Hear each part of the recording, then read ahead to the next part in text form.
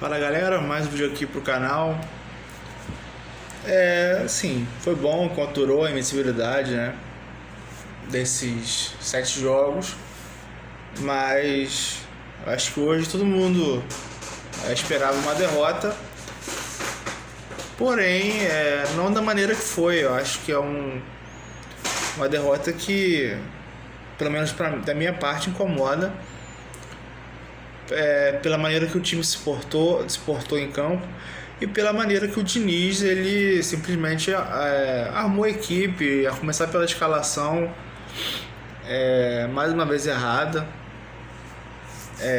Temos desfalques, sim, tínhamos desfalques, e por isso a gente teria que ver uma coisa diferente, teria que ver a mão do técnico hoje, né? Uma boa estratégia para a gente tentar neutralizar o Palmeiras, e não aconteceu.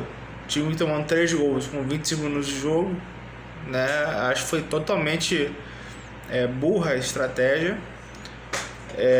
e parece que não foi corrigida, né? Quando rolou o primeiro gol já. E é isso. Não dá pra gente passar pano para algumas coisas. Eu falei no outro jogo, no outro pós-jogo, que eu estava esperançoso do Diniz não botar o Verratti hoje de início, por ser um jogo gramado sintético. O Palmeiras joga muito rápido, joga por dentro, porque tem 2 centroavantes, né, com mobilidade. O Vasco já está desfalcado, entende? Então a minha expectativa era dele colocar um time mais móvel, mais rápido. Talvez até o Nuno poderia começar no banco hoje, por conta disso. Ele não fez. Continuou com o Verratti começando a partida, até que o Verratti não foi tão ruim no primeiro tempo. Se a gente para analisar o que foi o Verratti em outros jogos, participou, deu passe de calcanhar, né? Acho que ele fez o pivô que a gente sempre pede para ele fazer ali na meia-lua, né? Eu sempre comento com vocês que falta ele sair dali para fazer justamente isso, para gerar uma tabela. Hoje ele conseguiu fazer no primeiro tempo, mas é pouco ainda, né? E no segundo tempo, com 3-0, pior ainda. Mas sem a bola, ele é um cara que não pressiona, né? Não é um cara que consegue gerar alguns espaços. E mais um jogo que ele não consegue marcar com a bola rolando. Mas assim, eu acho que a estratégia ela é errada a partir do momento que você escala mal também. Não é só o Verratti.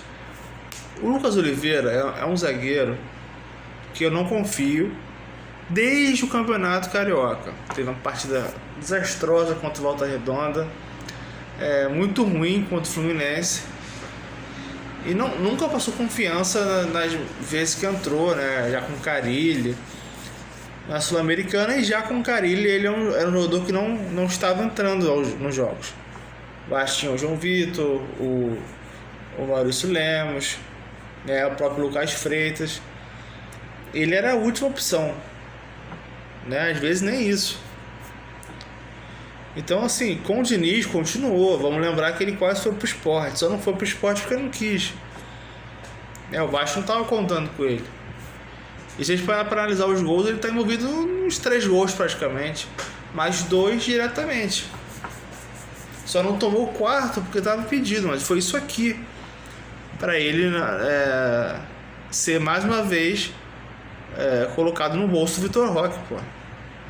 O que mais me apavora, e eu espero que o Diniz não coloque ele contra o Vitória, porque é muito perigoso, o cara não ter visão periférica, pô. O cara tá de frente, o cara é o zagueiro.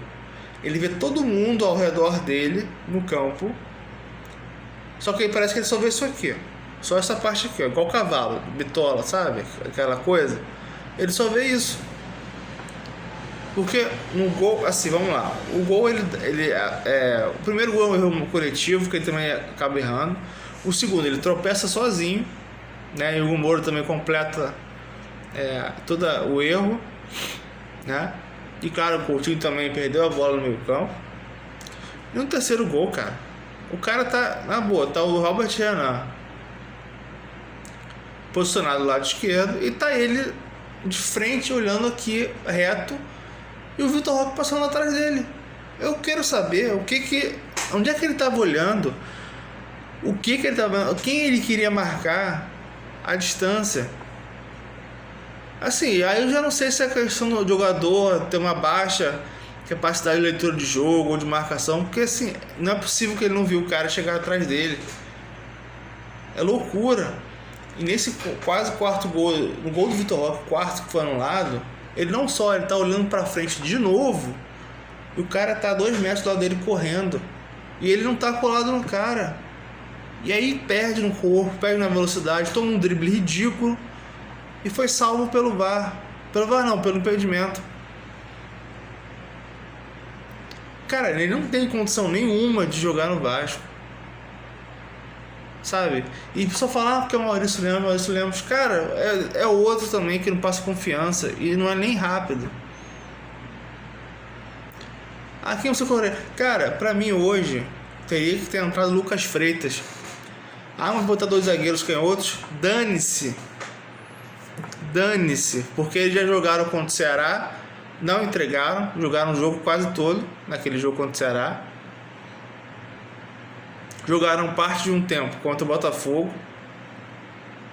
Então assim, eu prefiro ter 2 zagueiros canhotos que pelo menos tenham um pouco mais de consistência, porque assim, ele errou contra o Bahia, beleza, errou.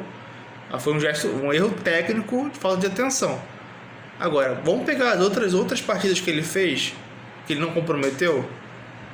Vamos pegar os últimos 8 jogos aí do Lucas Freitas. 8, 10 jogos. Vamos ver quantas partidas boas ele fez. Então assim, por causa do erro do Bahia, agora ele não vai servir mais. O Verratti está até hoje aí tentando fazer gol e o Diniz continua botando para jogar. Se ele não botou o Lucas Freitas por causa do erro contra o Bahia, aí é uma birra, me desculpa. Ele deve ter algum problema com o Lucas Freitas. Eu repito, não é ideal você ter 2 canhotos na zaga. Mas se você já não tem Cuesta e não tem o outro zagueiro destro de origem, confiança, porque nitidamente o Vasco não confia no Maurício Lemos. E o Lucas Oliveira foi isso aí que a gente viu. Mas ele entrou bem contra o Flamengo. Entrou bem uma ova. Porque ele quase fez um gol contra, sozinho, chutando a bola no Andrés Gomes. E no final do jogo ele deixou o Pedro sozinho entrar da pequena área. Ele tá marcando quem? Foi igual. O jogo de hoje foi igualzinho. Ele marcando ninguém, ele olhando pro nada. Aí o pessoal tem memória curta, esquece desse lance. Agora, se o Pedro tivesse feito aquele gol, vocês iam estar falando isso agora.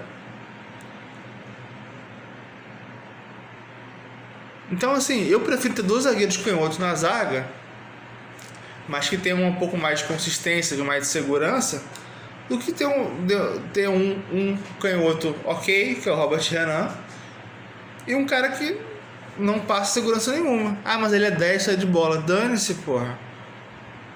Prefiro ter 2 canhotos saindo com a bola ali do que um cara que não consegue se posicionar. Porque assim, o que adianta botar um cara desse? Porque ele é destro.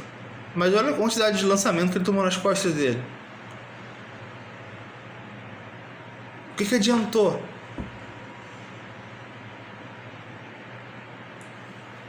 E cara, eu vou falar de novo, contra o Vitória, não tem como botar ele. Eu prefiro botar o Lucas Freitas, o Albertino na zaga, tá? E o Hugo Moura com Barros de volta. E o Tietchan como opção. A questão é que provavelmente o Diniz vai querer botar o Hugo Moura de zagueiro e fazer uma volância com Tietchan e Barros. O Tietchan tá sem ritmo, né? A Tietchan voltou hoje, fez uma partida ruim. Se você não viu o Tietchan desarmar, você não viu o Tietchan armando o jogo, nada. Nula. Ele praticamente não pegou na bola, não produziu. Então assim, eu acho que não precisa inventar contra o Vitória. Eu acho que o meio campo Hugo Moura e Barros funcionou, tá? E você coloca uma zaga com 2 zagueiros canhotos, paciência, tá? Em relação ao Verratti, eu acho que eu tô com saco cheio de falar do Verratti aqui pra botar o outro ataque, um ataque mais móvel, um ataque onde não tenha de fato um cara muito fixo ali preso, que o Ryan às vezes cai ali, às vezes cai o David. A gente viu isso no jogo contra o Santos, vimos isso no jogo contra o Cruzeiro, né? O campo está gritando, né? O Verratti agora deu para dar chilique quando sai, chutar a garrafa, ficar bravinho. Se ele tá bravo com ele, show. Agora está putinho que tá saindo, falta autocrítica, né? Falta humildade e respeito com o grupo, porque tu não tá jogando nada, não tá fazendo gol, não tá dando uma assistência, e você acha ruim de sair? Assim, eu nem vi entrevista coletiva, tá? Nem vi, e provavelmente nem perguntaram sobre o Verratti, porque eu acho que até os jornalistas estão cansados de perguntar do Diniz insistindo no Verratti. E vou te falar, essas teimosias do Diniz, de falta de leitura de jogo, porque se ele viu já com 2-0, já deveria ter mudado a postura do Vasco, poderia ter baixado mais as linhas, para pelo menos terminar com 2-0 no primeiro tempo. Já era um placar chato, né? Não, ele continuou na mesma, entendeu? Então, assim, essas insistências dele em jogadores que não estão produzindo, ou não dar chances a outros jogadores, isso pra mim periga outros jogos acontecer isso. E eu me preocupo muito com a semifinal da Copa do Brasil, tá? Me preocupa muito porque nessas insistências, nessas assim, não vou tirar o cara porque o cara é gente boa, porque o cara é capitão, não vou tirar porque é fulano. Amigo, nessa você perde o jogo, você perde uma classificação. Então essa teimosia, essa insistência, que parece que assim, tem uma preferência por alguns jogadores e outros não. Só que não tem critério. Sabe? Não tem critério. Então assim, parece que assim, um falha, ele tira o fulano de tal que erra a não sei quantos jogos, né? Que era o caso do João Vitor, que ele nunca tirava o João Vitor, e ainda falava que ele achava ele um bom zagueiro. E se o João Vitor não quisesse sair do Vasco, ele ia estar jogando até hoje com o Diniz, e o Cuesta nem ia vir. Então olha que bizonho, porque o Diniz parece também não ia barrar o João Vitor. E agora a gente continua aí com o Verratti não produzindo. Porque assim, a gente pode falar, contra o Vitória, será que ele não consegue fazer um gol? Não sei, porque não fez nem contra o Bahia com um a mais em campo, e nem contra o Ceará com um a mais também. Então, não faz gol em casa, não faz gol fora, sabe? Cara, e assim, outra coisa, eu vou falar uma coisa pra vocês. Essa formação sem o Verratti não é você botar um jogo e acabou. Eu repito, o Vasco jogou contra o Santos e depois voltou com o Verratti contra o Juventude, e aí contra o Corinthians ele tirou o Verratti com 40 minutos. Então, mas perdendo o jogo. Então, para ele, o teste que ele quis fazer durou 40 minutos contra o Corinthians. Então, assim, a gente nunca vai conseguir saber se se o Vasco vai de fato vencer os jogos ou ter uma sequência boa, finalizar mais, se ele não botar o Verratti no banco, a gente jogar pelo menos 2 jogos seguidos sem um 9 fixo. Alguns tempos a gente vê, hoje mesmo quando o Verratti saiu, o Vasco até produziu mais, né, fez algumas coisas, mas se ele não manter esse time, né, manter essa tática, a gente nunca vai saber se de fato o Vasco vai produzir mais ou não. Eu acho que tem jogos que o Verratti entrar, mas ele não está conseguindo fazer nada em jogo nenhum. Então tá na hora de tirar. Já passou da hora de testar outra coisa.